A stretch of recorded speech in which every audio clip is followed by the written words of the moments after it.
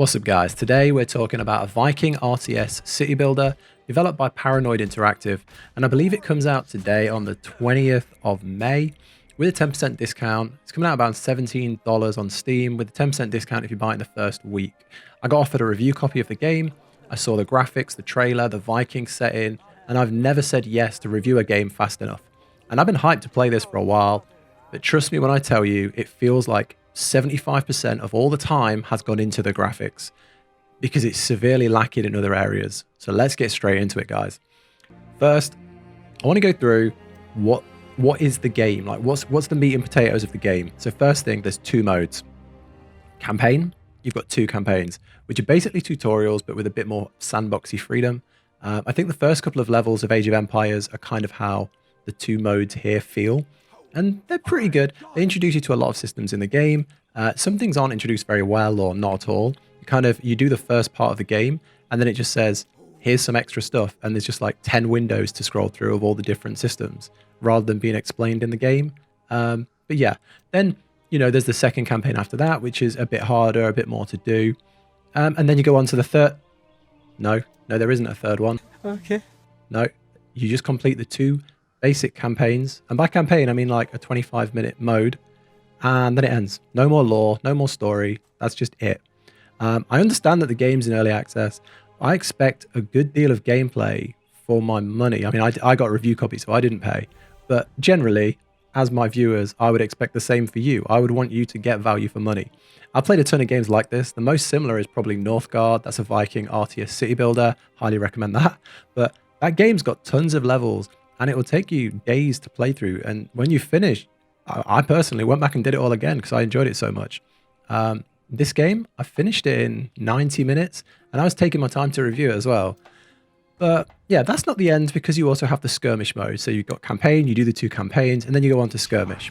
And guys, there's going to be no footage of skirmish in this review because it just isn't worth showing. You're basically pitted against an AI, and they attack you. But the AI is non-existent. It's like they just deleted the code for the AI. I don't understand. AI track player. They just follow the player. They just run at you. There's no intelligence. You put a wall up, they don't work out how to get around it. You put a tower up, they just run into the tower and die.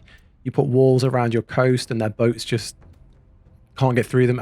I don't understand what happened here. I played it on hard. I built a small army and just didn't break a sweat for the whole time I played it. And I just closed it. And I cannot recommend the skirmish mode. I don't know what's going on there. I'm not a pro gamer. It just is far too easy. And not because it's easy, but because the AI doesn't exist. There's also multiplayer. I do have to say that. But I'm playing on a review copy, which is pre-release. And they didn't have any. I don't have anyone to play the multiplayer with. So I haven't tried that out. If that works, that will be more difficult. So hopefully that's fun if you do like the game. So yeah, everything I say after this point is in spite of the lack of content. So the game could be the best and most flawless thing in the world, but you have to remember there is no content to it. I don't understand why the game's released like this. If you played the game for under 2 hours, you can refund it on Steam. And there's less than 2 hours of content here. So I'm worried that they're going to get a ton of refunds going back to them as soon as people buy this, because all I can assume is they've run out of money and had to release it into early access to finish the game, because I can't fathom why would you release a game with no content. I really don't understand it. So anyway, I don't need to be too negative. With that huge issue out of the way, let's talk about the best parts of the game, the graphics and the animations. You can see it in the background. I'll just pan around some parts of the game. You can watch the lumberjacks chop down trees. You see the workers go and push the cart up to the carpenter place, pick up the wood and transport things back to the town hall. Your units leave trails through the snow, which look beautiful.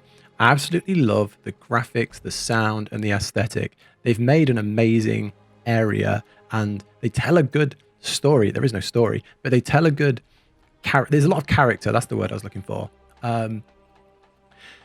I absolutely love it. You could zoom in and watch the town go about its business all day. Whilst recording it, I did just sit and watch the seasons change, watch people load up their boats, the fishermen go out and just go about their business, and I loved it.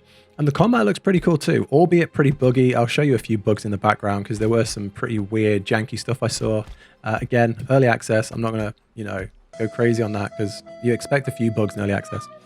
Seeing your warriors run in and your archers shoot over them in like a Viking setting is super cool. It actually looks really impactful rather than like the cartoony style you see in some of these games. When they get a kill, they do like a cool execute animation, which I really liked. You don't see that very often. Reminded me of like the TV show Vikings, also like something from Valhalla, Assassin's Creed Valhalla. Yeah, I really like that. A nice little touch. Played this. The graphics put it above most games in the genre, I'm going to be honest. But gameplay-wise, it doesn't really stand out. I'm going to tell you the kind of story, the kind of things you do, and you're going to get it.